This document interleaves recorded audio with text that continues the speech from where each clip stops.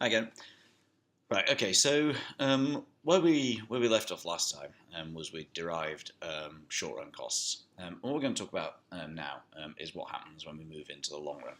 What we know about the long run is a period of time in which all factors of production are variable. So we can now change land, we can now change labour, we can now change capital. Whereas in the short run, we said that all factors of production, at least one factor of production is fixed. So in the long run, what we won't have is we won't have diminishing returns to factor anymore. So the fixed factor won't get overused anymore because what we can do is we can have more of all of our factors. And what that means is that the nature of costs is going to change.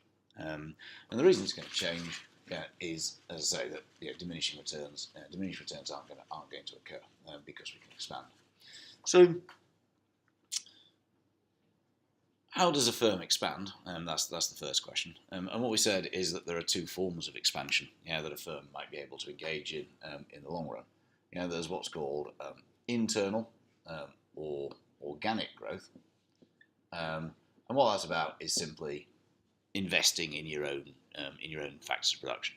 So that's something like Sainsbury's. If we took a supermarket, something like Sainsbury's, what they do is they build new stores. So it could be something like Sainsbury's Local that they started a few years ago. It could be new complexes. They might decide to invade the north. But they're already established there. Into that type of thing. Alternatively, there's external growth. Also known as merger and acquisitions, where Sainsbury buys Tesco, not that the competition authorities would ever allow that to happen. In all cases, there are various benefits, but what we're going to focus on right at the moment is this idea of internal or organic growth. So the business invests in new factors of production rather than simply taking over a different firm. So before we get there, it's kind of why is it that firms want to expand? And we came up with a variety of reasons. We said that it would give you more market share. So that could enhance your reputation. There's the obvious point that you're likely to have more sales, which hopefully is going to lead to more profit. Potentially you've got monopoly power. And what may happen is that may act as a barrier to entry. It may stop other firms from breaking into the market.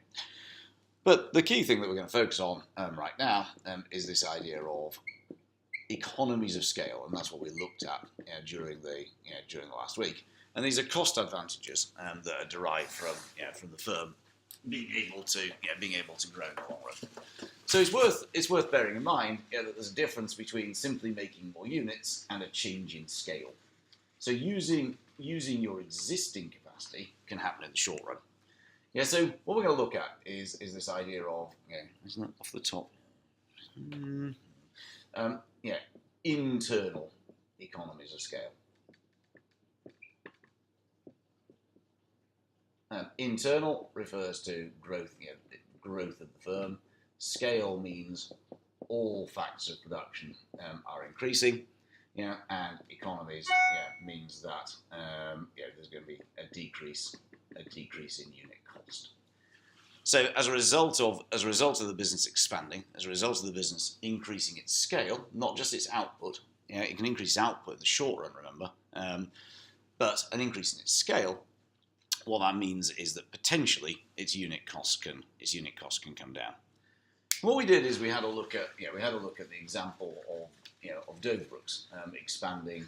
Over the years, there've been two big expansions for Dover Brooks. One was about 10 years ago where we expanded to the Swan. So that's quantity and that's cost. And so that was the short and average cost curve, say, in 2006. Over the years, what had happened is that Dover Brooks had expanded. So it increased its output, and what happened is that unit costs had come down, but that wasn't an economy of scale. All that was happening was that we were just using our existing factors of production better.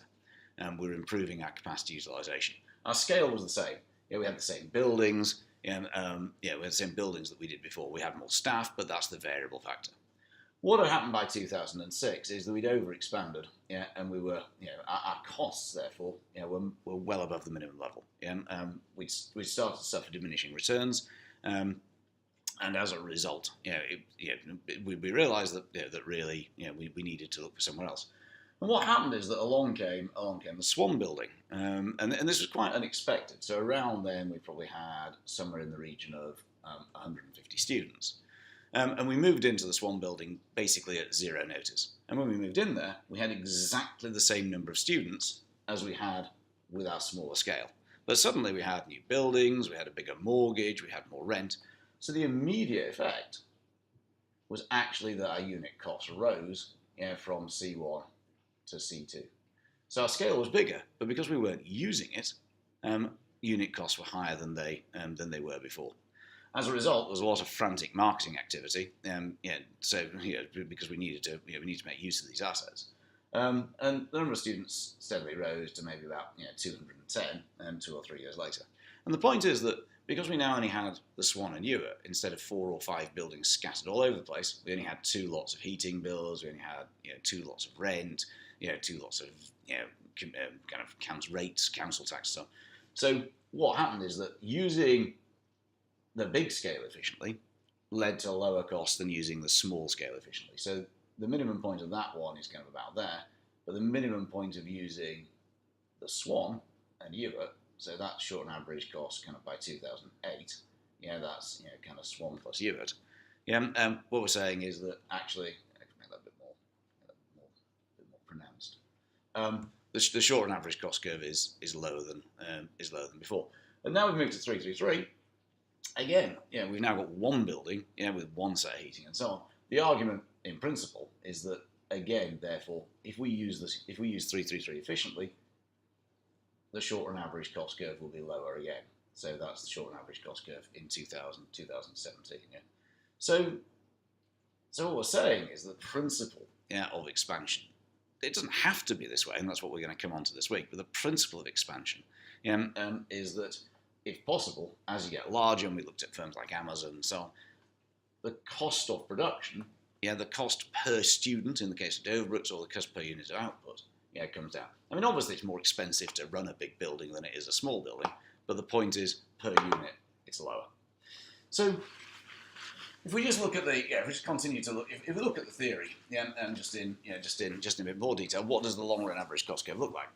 In principle, therefore, we've got a short run average cost curve, for every possible scale, that Doverbrooks could operate at. So every possible combination of buildings and staff and land and so on and so forth, has a short. So these are all an infinite number, of short run average cost curves. So if I was at output Q1, then I would operate at whatever scale that is. Maybe it's that one, If I was output Q2, I'd operate wherever that is, looks like that one, scale, scale whatever that is, so that's short run average cost curve 1, that's short run average cost curve 2. If I was in between, I'd operate a different one. But the point is, the long run average cost curve, it simply marks out this line here. So if we have economies of scale, the long run average cost curve looks like that. One point that I didn't emphasise during the lesson, and that we will come on to shortly, is that if you draw, therefore, your long run average cost curve, it's worth bearing in mind, if that's long run average cost curve with economies of scale, it's worth bearing in mind that this point here can't be the minimum point of the short and average cost curve. It's mathematically impossible. Where two curves touch, they have the same slope. At the bottom point of that, it's horizontal.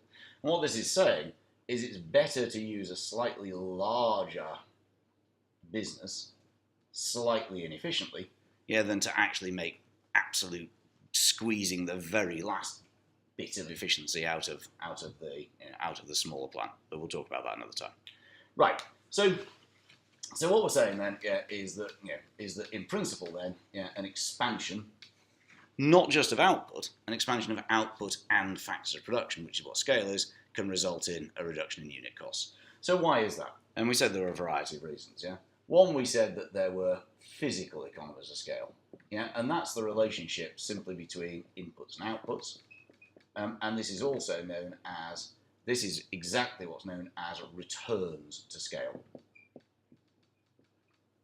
Yeah, so we have increasing returns to scale if you double out inputs and output more than doubles.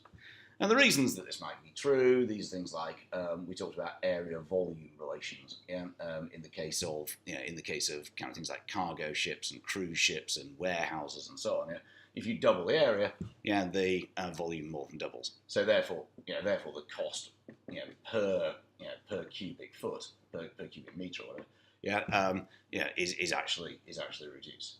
We talked about the idea that big firms, they can actually make proper use of production lines. Yeah, so we get things like mechanization.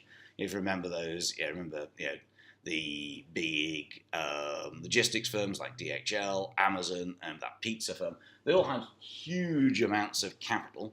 But obviously, in order to do that, in order to make good use of that, you've got to be a big business with high output. So physical is to do with the actual physical layout of the business and kind of practicalities. We also said that that we may have some degree of, so secondly, we may have some degree of monopsony power. So monopsony power is the power of being a big buyer. And we may have monopsony power over suppliers. So if you remember, we talked about good old Premier Foods. Basically leaving that guy in the shit. We also talked about monopsony power over workers, being able to drive down wages, make them work long hours, and so on. Amazon was accused of doing this type of thing.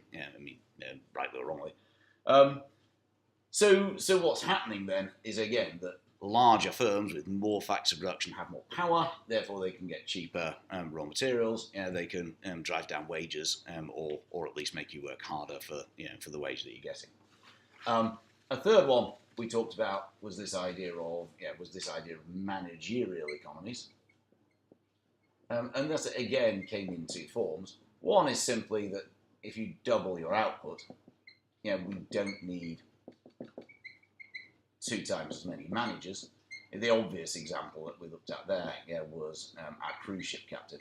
We only need one guy running the steering the ship. It doesn't get harder to steer just because it's bigger. But we also talked about managerial specialists. So big firms, because they've got large numbers, large output, they've got the scale to employ specialist HR people, specialist IT people, specialist purchasing managers sometimes. And the point about these guys is that, all these people, is that they're paid a lot of money, so therefore a small firm can't really make effective use of them. But a big firm earns more back from them than the salary that they pay. And as a result, again, their unit costs come down. And then the last one we talked about was this idea of financial economy. Was this idea of financial economies of scale. And this is simply the idea that big firms, especially if your scale's increased, you've got more assets. If you've got more assets, then you're perceived as a lower risk to a bank, because if you don't pay back your loan, then I'll simply take your assets and use that to repay the loan. As a result, you get lower interest rates, which again is lowering your unit costs. And that's the idea of internal economies of scale.